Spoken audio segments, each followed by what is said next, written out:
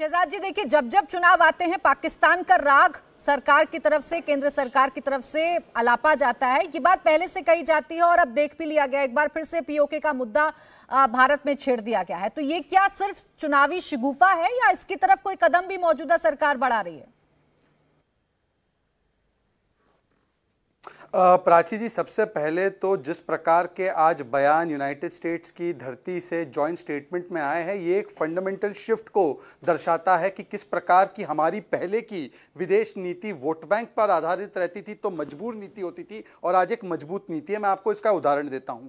पहले इस देश में ऐसे भी प्रधानमंत्री हो चुके हैं जो अभी भी प्रयास कर रहे हैं, उनके प्रवक्ता कांग्रेस पार्टी के, कि इंटरनेशनलाइज कश्मीर के समस्या को किया जाए। इस प्रकार की ऐतिहासिक भूल करके भी आने वाले लोग हैं। किस प्रकार से अधीर रंजन चौधरी ने भी 370 के विषय पर कहा था कि कश्मीर कोई भारत का मसला नहीं है, ये तो इंडिया पाकिस्तान का मसला है, कैसे 370 हटाया जा सकता है। आज उस पार्टी के प्रवक्ता कह रहे हैं कि हमें पूरा पीओके लेना चाहिए। ये अच्छी बात है, पर ये फंडामेंटल शिफ्ट है कि जो पहले कहते थे कि पीओके तो उनके पास ही रहेगा, फारूक अब्दुल्ला ये बात ऑन रिकॉर्ड कह चुके हैं। आजकल वो उनके साथ पटना में बैठे हुए हैं, उनके सुपुत्र। तो मुझे लगता है कि ये फंडामेंटल शहजाद पूनावाला भारत के नाम पर राजनीति मत प्राची जी, मैंने एक भी शब्द किसी के बीच में नहीं बोला। प्राची जी, मैंने एक भी शब्द किसी के बीच में नहीं बोला। प्राची जी, यदि मेरे समय का संरक्षण नहीं होगा, मुझे सबकी ऑडियो डाउन करनी होंगी क्योंकि किसी की आवाज नहीं जाती। आप बाद में अपनी बारी में काउंटर कर लीजिएगा, मैं लौटूंगी आपके पास। सुरेंद्र राजपूत। प्राची जी, हम अपनी अपनी बारी में अपनी अपनी बातें रखें। मुझे भी कई सारी बातें नागवार गुजरी, पर मैंने अपनी बारी का इंतजार किया। मैं आपको और एक बात बताता हूं। आज हमारे साथ अभिजीत अय्यर मित्रा भी बैठे। पूछेगा 2005 में सियाचेन पाकिस्तान को हैंड ओवर करने का पूरा प्लान बनाया था तब की सरकार ने। ये तो जनरल जे सिंह ने उस पर रोक लगाई, वरना ये तो पीओके क्या सियाचेन भी देने के लिए तैयार बैठे थे। ये ऑन रिकॉर्ड बात है या नहीं है? क्या ये ऑन रिकॉर्ड बात है या नहीं है कि भारत की सेना को लगातार कमजोर करने में और भारत की सेना को, चाहे वो इंफ्रास्ट्रक्चर एलएसी पर बनाना हो, चाहे वो बुलेट प्रूफ जैकेट देना हो, चाहे वो रफाल जैसे विमान खरीदना हो, चाहे वो अत्याधुनिक जो वेपन्स है, जो आज हमें प्रेडेटर ड्रोन्स मिल रहा है, GF414 इंजन साथ में निर्माण होगा HAL के द्वारा, जी कंपनी के साथ, ये सारी चीजें आज हो रही है। क्या ये सही बात नहीं है कि आज स्टेटमेंट में निकला है कि पाकिस्तान की भूमि से आतंकवाद भारत के खिलाफ नहीं होगा, परंतु 2009 में शर्म शेख में हमने ये जाकर स्वीकारा कि बलूचिस्तान की धरती पर भारत आतंकवाद करने के लिए तैयार रहता है और भारत आतंकवाद को बढ़ावा देता है। क्या यह शर्म शेख में सिर झुकाने वाला स्टेटमेंट हमने दिया था या नहीं दिया था? और आज ये फंडामेंटल शिफ्ट हुआ है कि जिस इशू को आप इंटरनेशनलाइज करते थे, जिस इशू पर आप कहते थे कि पीओके भी रखे और हम आपको सियाचिन भी दे देंगे, जिस इशू पर आप वोट बैंक को कंसल्ट करते हुए 26/11 हुआ था, क्या हमने 26/11 के बाद, फली मेजर के कहने के बाद, क्या एक भी टेररिस्ट कैंप पर हमला किया? MFN स्टेटस जारी रखा। आज जब सर्जिकल स्ट्राइक होता है उरी के बाद या पुलवामा होता है तो मुंह तोड़ जवाब हम लोग देते हैं बालाकोट में। क्या यह फंडामेंटल शिफ्ट ऑफ पॉलिसी नहीं है? ये फंडामेंटल शिफ्ट ऑफ पॉलिसी। और ये फंडामेंटल शिफ्ट ऑफ पॉलिसी कब होती है प्राची जी? ये तब होती है जब हम नो नॉनसेंस वाली, नेशन फर्स्ट, इंडिया फर्स्ट वाली फॉरेन पॉलिसी को अपनाते हैं। पूछे सुरेंद्र राजपूत जी से, इतने वर्षों तक हमने संपूर्ण जो रिश्ते इजराइल के साथ थे उसको क्यों नहीं हमने लागू किया? हमने क्यों उसको बढ़ावा नहीं दिया? क्योंकि आपको केवल एक वोट बैंक की चिंता थी, विदेश नीति की चिंता नहीं थी। पूछे सुरेंद्र राजपूत जी से कि इतने वर्षों तक जो बेसिक चीजें थी, जो हमारी आर्म फोर्सेस की बेसिक चीजें थी, उसको पूरा करने के लिए हम आगे क्यों नहीं बढ़े? पूछे सुरेंद्र राजपूत जी से कि नॉन अलाइनमेंट के चक्कर में जिस प्रकार की हमने नीतियां अपनाई, ना हम इस कैंप में ना हम उस कैंप में, आज दोनों कैंप, आज रशिया का कैंप भी हमें तेल बेच रहा है और यूनाइटेड स्टेट्स का कैंप कह रहा है कि हम आपके साथ इतना ट्रस्ट करते हैं कि हम आपको वो टेक्नोलॉजी ट्रांसफर करेंगे जो इससे पहले कई सीमित देशों को मिलता था। भारत के प्रधानमंत्री 2 बार जाकर कांग्रेस को संबोधन करते हैं, स्टेट विजिट पर बुलाए जाते हैं, और केवल अमेरिका नहीं, आप देखें ना सिलसिलेवार तरीके से, चाहे वो ऑस्ट्रेलिया के प्रधानमंत्री हो, क्या कहते हैं वो प्रधानमंत्री के विषय में, सारी बातें ठीक है शहजाद, लेकिन मैं जो आपसे सवाल पूछ रही थी वो ये सवाल था कि ये चुनाव आते आते हमारे प्रधानमंत्री के पैर छूते हैं, वाकई में पीओके को लेकर कोई रणनीति आपके पास है, कोई रोड मैप आपके पास है? अब तो काफी समय हो गया आपको भी सरकार में रहते रहते। मैं आपको हाँ, अच्छा है आपने ये बात मुझे फिर से याद दिलाई।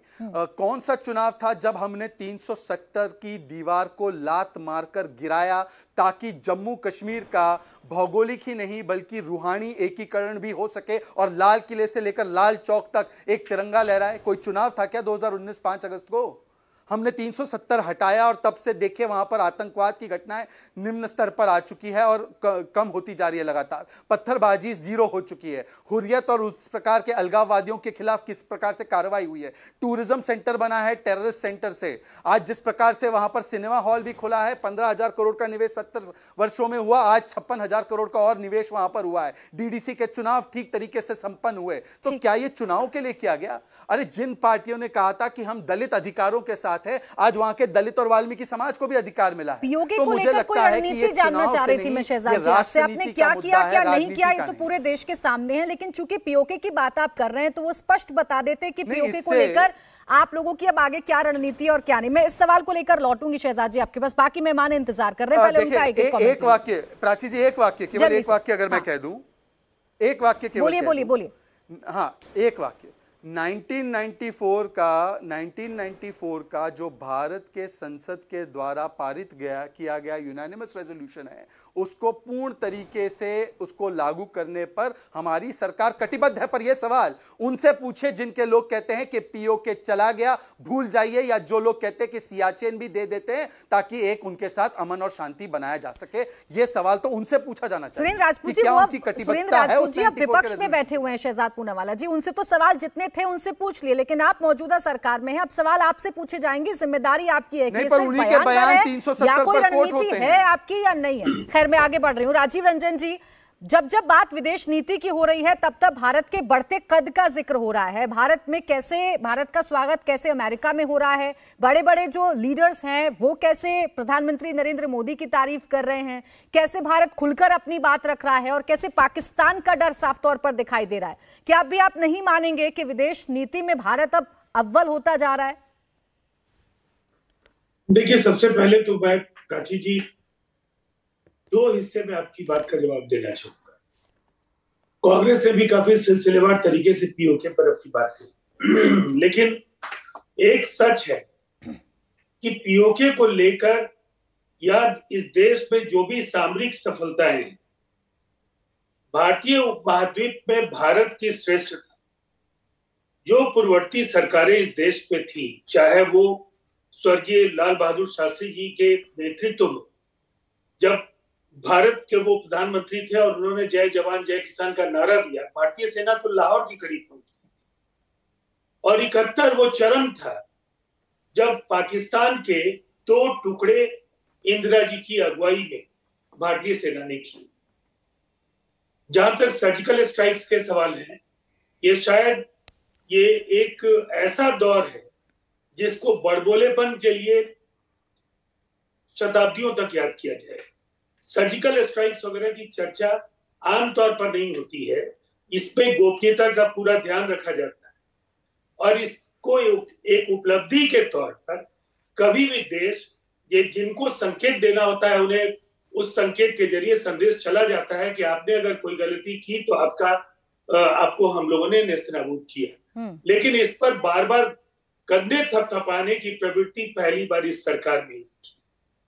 जहां तक पाकिस्तान का बनना, मैं तो पीओके जैसे सवालों से ज्यादा महत्वपूर्ण ये मानता हूं कि जो लोग महात्मा गांधी और कांग्रेस को भारत के विभाजन के लिए गालियां सिलसिलेवार तरीके से देते हैं, उन्हें हिंदू महासभा के द्विराष्ट्रवाद के सिद्धांत का अध्ययन कर लेना चाहिए। मैं गहराई में नहीं जाऊंगा, आपका एक एक मिनट बहुत ही कीमती है, लेकिन सिंध की असेंबली में पाकिस्तान का आधिकारिक प्रस्ताव, पाकिस्तान को बनाए जाने का जो प्रस्ताव था, इनके पूर्ववर्ती संगठन हिंदू महासभा ने किया था। तो जो औपचारिक विभाजन की स्थिति है उसके लिए भारतीय जनता पार्टी की जो पूर्ववर्ती उनके जो पूर्ववर्ती संगठन है, उनका जो मातृ संगठन है, वो काफी हद तक जवाब दे। और अगर विभाजन नहीं होता तो पीओके जैसे सवाल भी नहीं आते। लेकिन जहां तक पीओके का सवाल है, मैंने इसलिए ये कहा कि कोई भी सामरिक सफलता एक बार